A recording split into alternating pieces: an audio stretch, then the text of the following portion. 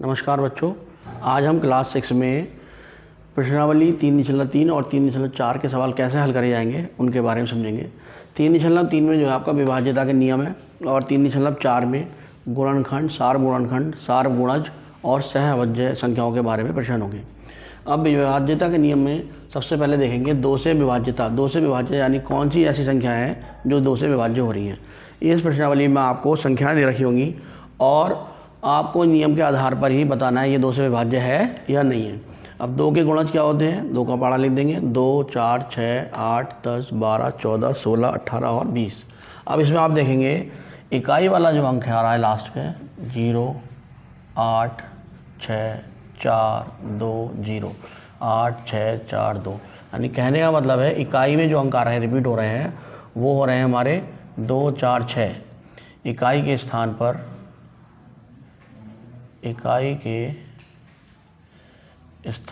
पर किसी भी संख्या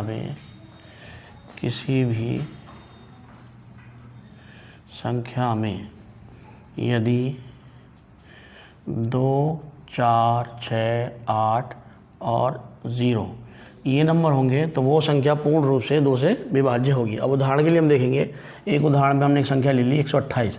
अब 128 में इकाई के स्थान पे क्या आ रहा है, 8 आ रहा है जो हमारे इस नियम में आ रहा है। इसका मतलब 128 जो है वो दो से पूरी तरह से विभाज्य हो जाएगी। दो का पाड़ा पड़ेंगे 6 बार 12, अगला नंबर आ गया 8, 2 चौक 8, तो ये पूरी संख्या कट गई। तो 128 दो से विभाज्य है। इसी प्रकार देखेंगे 4 से विभाज्य के लिए, यदि किसी संख्या के अंतिम दो अंक इकाई व दहाई यानी ये दोनों अंकों से बनी हुई संख्या 4 से विभाज्य है तो वह संख्या भी 4 से पूर्ण रूप से विभाज्य होगी। जैसे इसमें इकाई और दहाई के स्थान पे क्या देखा, 0 और 6। इकाई के स्थान पे 0 है और दहाई के स्थान पे 6 है। 60 जो है वो 4 से विभाज्य है। 4 एकम 4, एक बार या 2 बचा 4 पंजे 20, यानी पूरी संख्या कट रही है ये वाली इकाई और दहाई वाली, तो ये पूरी संख्या भी 4 से विभाज्य होगी। 4 से करेंगे 4 सत्ते 28, 2 बचा 6 तार लिया 4 पंजे 4 से क्या ये होगा 4 छंग 24, 2 बचा 0 तार लिया 4 पंजे 20, तो यानी 30-60 संख्या 30-60 4 से विभाज्य है। तो ये इसकी पहचान है। अगर 4 से हमें जांच करनी होगी विभाज्यता की तो इकाई और दहाई का अंक देखेंगे, अगर वो 4 से कट रहा होगा यानी भाग जा रहा होगा तो पूरी संख्या विभाज्य होगी। इसी प्रकार अगला नंबर है 8। 8 से विभाज्यता का नियम है, यदि किसी संख्या के अंतिम 3 अंक 8 से विभाज्य हैं तो वह संख्या 8 से भी विभाज्य होगी। इसमें देखेंगे 3 अंक आखिर में हैं, इसमें 3 अंक 8, 5 और 6। 8 चला जाएगा 8 से और 56 चला जाएगा 8 सत्ते 56, तो ये संख्या भी पूरी 8 से विभाज्य होगी। 28, 56 ये हो गया 8 दिया 24, यहाँ पे बचा 4, 5, 8 पंजे 40, 5 बचा 6 उतार लिया और 8 सत्ते 56, तो ये भी आप देख रहे हो पूरी कट गई। संख्या 30, 28, संख्या 28, 56 के अंतिम 3 अंक 8 से विभाज्य हैं, इसलिए 28, 56 संख्या 8 से पूर्ण विभाज्य है। तो ये आपको इस तरह से पहचान करनी है। आगे और नंबर है बताएंगे इसमें आगे। अगला आता है 6 का नियम। 6 से विभाज्यता की संख्या कौन कौन सी होंगी, यदि कोई संख्या 2 और 3 हो, यानी यहाँ पर जो है 2 और 3 दे रखा है तो दोनों से ही कोई संख्या अगर विभाज्य है तो वह 6 से विभाज्य होगी। इसमें ऐसा नहीं होगा कि केवल अगर 2 से विभाज्य है 3 से नहीं है तो वो संख्या 6 से ही विभाज्य नहीं होगी। तो इसलिए हमें ये देखना पड़ेगा 2 और 3 दोनों नंबरों का हम पहले विभाज्य सीख चुके हैं, उन दोनों से विभाज्य होनी चाहिए तभी वो 6 से विभाज्य होगी। 10 के लिए 10 के विभाज्यता का नियम बहुत सरल है। यदि किसी संख्या में इकाई का अंक, अंतिम अंक जो होगा इकाई का अंक, वो शून्य होना चाहिए, ये इसकी शर्त है, तभी वो संख्या 10 से विभाज्य होगी। अगला है 3 से विभाज्य। यदि किसी संख्या के अंकों का योग 3 से विभाज्य है तो वह संख्या 3 से विभाज्य, यानी उसके अंकों का हम योग कर लेंगे। योग करने से अगर वो भाग जा रहा है तो वो 3 से भी संख्या पूरी कट जाएगी। 5 से विभाज्यता का नियम है, यदि किसी, जैसे 10 में 0 था, शून्य था खाली, 5 के लिए इसमें एक नंबर और बढ़ गया है, यानी 5 इकाई के स्थान पर 0 और 5 ये दोनों अंक होंगे अगर किसी संख्या में, तो वह पूरी संख्या 5 से विभाज्य होगी। अगर कोई भी अंक बदला हुआ होगा 0 और 5 में से तो नहीं होगी। 9 से विभाज्य के लिए जो नियम 3 के लिए था वही नियम हमारा 9 के लिए है। किसी संख्या के अंकों का योग, जितने अंक दे रखे होंगे संख्या में उनका योग कर लेंगे, अगर वो 9 से विभाज्य है तो वह संख्या भी 9 से विभाज्य होगी। अब अगला नंबर है हमारा 11। 11 से विभाज्यता देखेंगे, इसमें हमने संख्या ले ली है, उदाहरण से समझेंगे। इसमें क्या करना होगा, 2 चीज़ें चेक करनी होंगी। दाएं से, जैसे हमारी ये संख्या है तो दाएं इधर से हुआ, दाएं से विषम स्थानों के अंकों का योग। तो विषम स्थान पे हमारा 8 हो गया नंबर 1, दूसरा हो गया 3। 8 और 3 का हमने योग कर लिया, 11 आ गया। अब उसके बाद है दाएं स्थान से सम अंकों का योग। इसमें हमें करना पड़ेगा सम अंकों का योग। सम अंक कौन से हो गए, 3, यानी वो 0, एक ही अंक आ रहा है सम स्थान पे, ये हो गया विषम, फिर 2 पे सम हो गया, 3 ये विषम हो गया। तो 8 और 3 यहाँ जुड़ गए और एक अंक यहाँ पर तो 0 आ गया। अब इनका अंतर निकालेंगे, 11 माइनस 0 बराबर 11। ऐसी एक संख्या और ले ली हमने 1331। 1331 में पहले हम देखेंगे विषम स्थानों के अंक। तो विषम के स्थान पे हमारा पहला नंबर है 1 आ गया, दूसरा स्थान आ गया विषम का 3, तो 3 अंक आ गया, इन दोनों का योग कर दिया 4। इसी प्रकार हमने देख लिया सम के लिए 3 और 1, इनको जोड़ दिया हमने 3 और 1 को 4। अब इनका अंतर निकालेंगे, 4 माइनस 4 बराबर 0।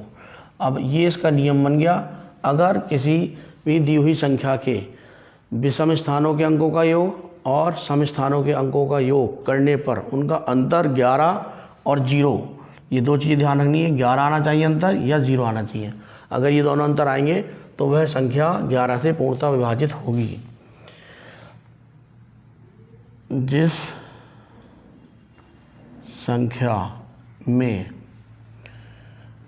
विषम स्थानों और सम स्थानों के अंकों का अंतर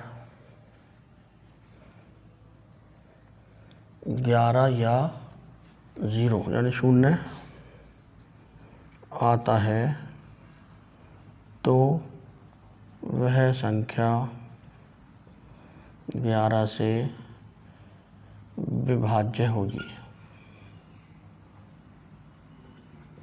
ये हमारे नियम हैं जो आपके अभ्यास में होंगे।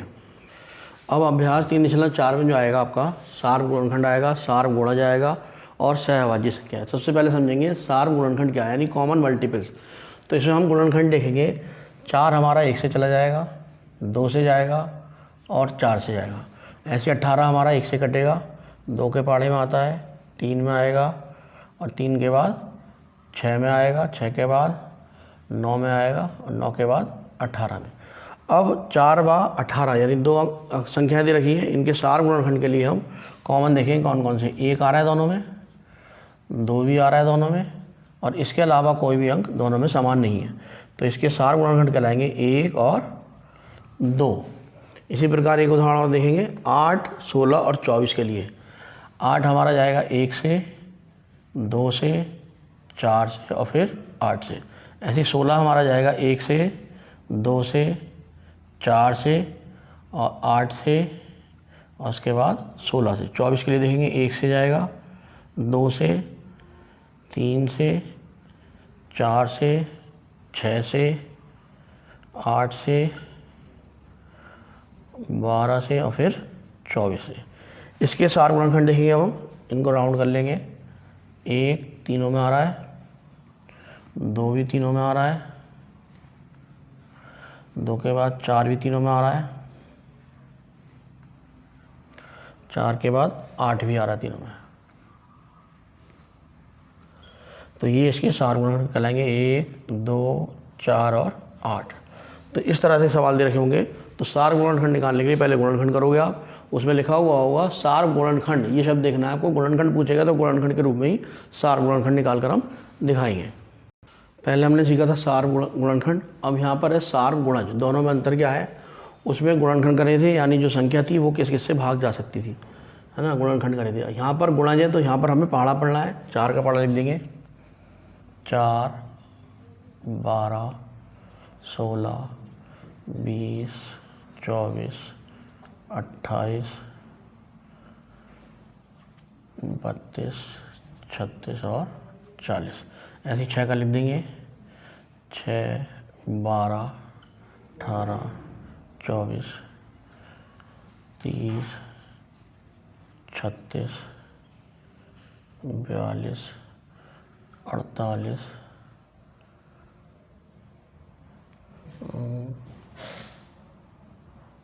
54 और 60।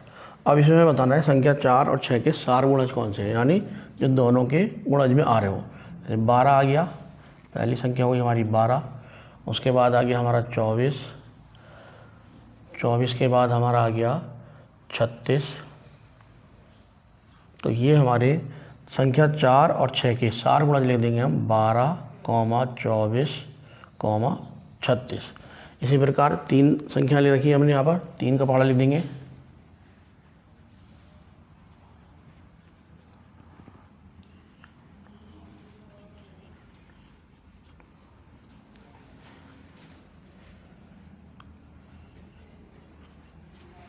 5 का लिख देंगे यहाँ पर,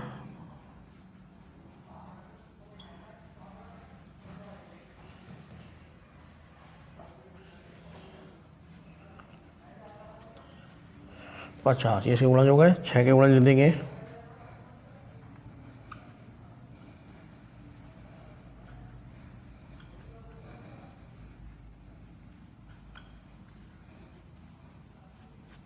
इस तरह से हमने 3, 5 और 6 तीनों के गुणज लिख दिए।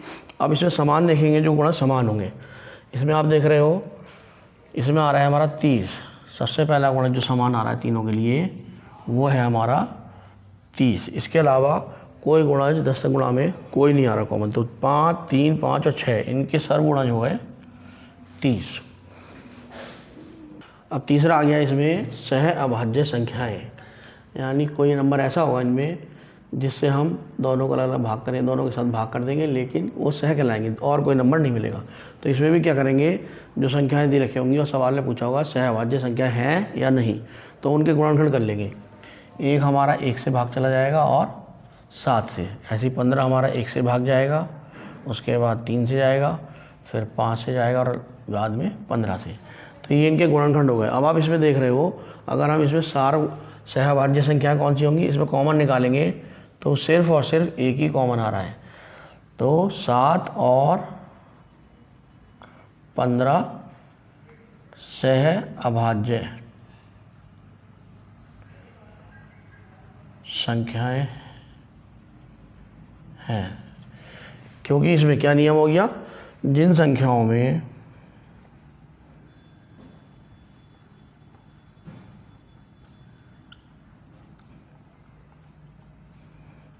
केवल एक ही सार गुणनखंड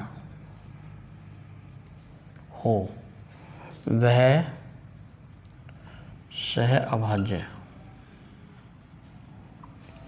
संख्याएं कहलाती हैं।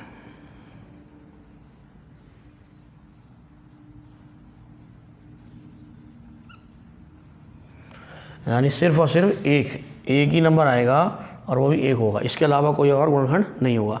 अब ये आपका PDF के माध्यम से जो इसके अभ्यास 3.3 और 3.4 है, सवालों को हल करके भेज दिया है। इसको कॉपी में अच्छे से कर लेना, ध्यान से इसको समझ के कर लेना।